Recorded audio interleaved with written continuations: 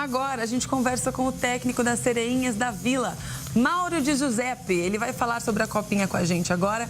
Seja bem-vindo ao Elas com a Bola, Mauro, que já está por aqui com a gente nos bastidores. Tudo bem, Mauro? Vocês passaram como o segundo melhor colocado, hein? Que bacana. Conta pra gente uma avaliação dessa primeira fase do Santos.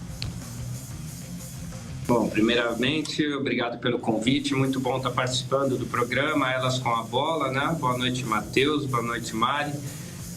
Aquela expectativa que já se foi, né? A gente sabia que eram jogos difíceis.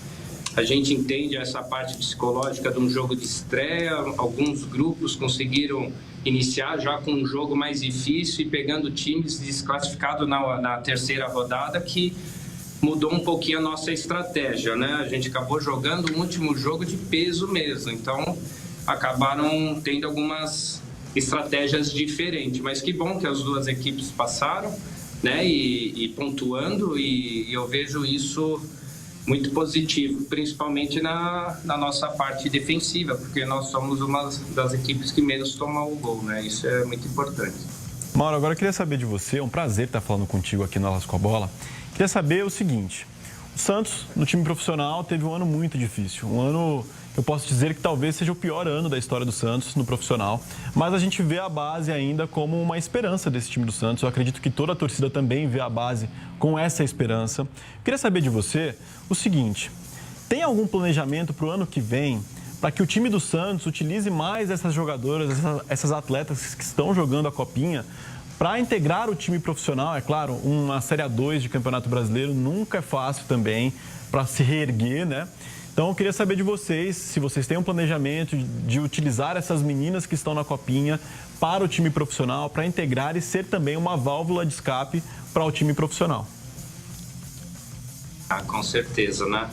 Eu acho que a principal motivo da minha vinda seria exatamente isso, onde a gente queria mudar um pouco as características das atletas de formação do clube, justamente para cobrar mais essa responsabilidade, essa intensidade, agregar mais esse trabalho de transição profissional. E agora, com a vinda do professor Caio, a gente está em constantes reuniões justamente com essa preocupação, né? A gente sabe que uma segunda também no feminino não é fácil, até por conta das logísticas, das distâncias, só que a gente está com o intuito exatamente de fazer essa transição, essa combinação, né? E inclusive ele teve já numa partida, esteve em reunião com a gente, já sinalizou algumas atletas aí com destaque, como a nossa própria goleira Ágata, lateral direita Bárbara, a Ana Clara, nossa beirada aí que está chamando muita atenção, afeitosa por dentro, e esse vai ser o trabalho, né? A gente, em comum acordo, né? Tanto eu como o Caio, nós chegamos há pouco, e o que eu falo para as atletas é assim: nós não colocamos o Santos onde ele está, mas nós temos o dever de tirá-lo ele dessa situação, e esse que é o intuito para 2025. O Mauro, agora falando sobre as adversárias de vocês, né? Tem um Corinthians pela frente que também tem uma base bastante consolidada, né? Como é que você espera esse desafio, hein? Bom, eu, se tratando do futebol feminino, que é uma modalidade que nos encanta, né? E a gente vê que é muito difícil jogos que tenham empates, né? E eu até brinco bastante com as minhas atletas, que inclusive ano passado eu, à frente do São Paulo Futebol Clube, eu empatei com o Flamengo e tive que ir para os pênaltis, né? Mas, deixando isso de lado, é uma situação muito provável, né? São duas grandes equipes, inclusive nós estivemos juntos fazendo na intertemporada um jogo que a gente não considerou um jogo amistoso, a gente fez 3 tempos, minutagens, porque foi logo em setembro, outubro, onde a gente até chegou a bater uns pênaltis, enfim, foi super legal essa dinâmica. Eu tenho bastante amizade com o outro lado, né? Também já tive a felicidade de trabalhar mesmo no masculino. Conheço bastante a professora Bia e a gente fez o curso da licença A da CBF, agora estamos fazendo a Pro, enfim.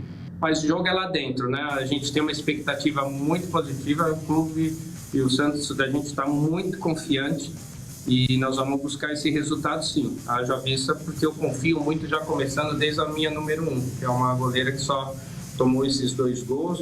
Infelizmente, tivemos a infelicidade de um pênalti ali.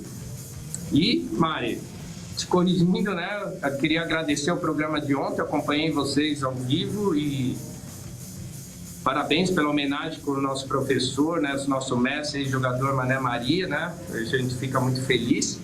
Mas quando você conversou com a Nayara, né? Falando sobre uma possível... um jogo confortável do Fluminense, eu acredito que foi bem diferente, né? Então, eu acho que esse mesmo espírito que nós vamos buscar do segundo tempo contra o Corinthians.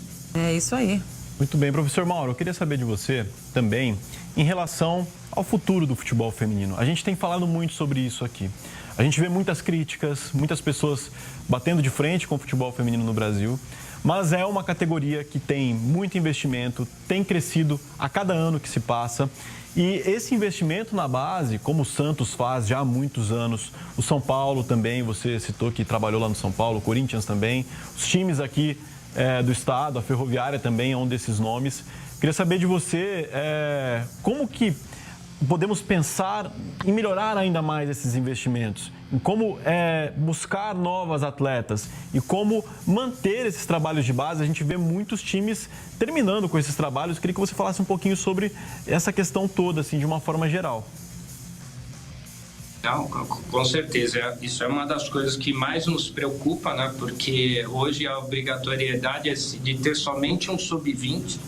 E eu acho que enquanto a CBF, as próprias federações não colocarem já uma obrigatoriedade até para um sub-17, um sub-15, realmente a tendência é ir diminuindo, né? O investimento está indo só para o sub-20 e a maioria dos clubes estão terminando com a base, né? Porque, infelizmente, a gente escuta ainda isso em muita conversa em CBF, no próprio futebol masculino, muitos dirigentes, até presidentes, às vezes acham que é até um prejuízo ter um futebol masculino, imagina no feminino, né? E é uma coisa que nos preocupa, essa mentalidade. Isso tem que ser mudado, gente, porque é uma modalidade que está crescendo muito, está tendo muito investimento, muita repercussão. Hoje o mercado internacional feminino está muito interessante. E agora esse trabalho aí que tem que ter em conjunto, CBF, federação, é em relação a patrocínios, TVs e ter mais recursos, né? Porque realmente você vê um ano difícil do Santos, um ano de segunda divisão com menos entrada de dinheiro, aí acaba tornando um problema o feminino, né? Agora você pega um exemplo, o Corinthians, meu adversário, está numa Série A, onde joga mais campeonato futebol feminino, chega nas finais, uma renda de um estádio lotado já praticamente paga uma folha feminina do ano todo. Então essas coisas que tem que ser mais discutidas no futebol feminino, de ter a obrigatoriedade, sim, não ver como um prejuízo, e sim como um investimento, e começar a ter essas transações de clube para clube, onde começa a ter receita, né? Principalmente com televisão e patrocínios, né?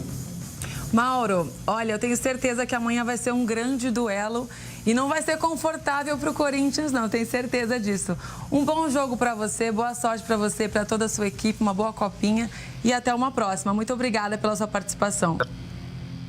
Muito obrigado a vocês, uma boa noite e podem ter certeza, com esse mesmo espírito de garra aqui, vontade, começando na entrevista, nós vamos entregar em dobro lá dentro de campo, porque eu confio muito na nossa equipe.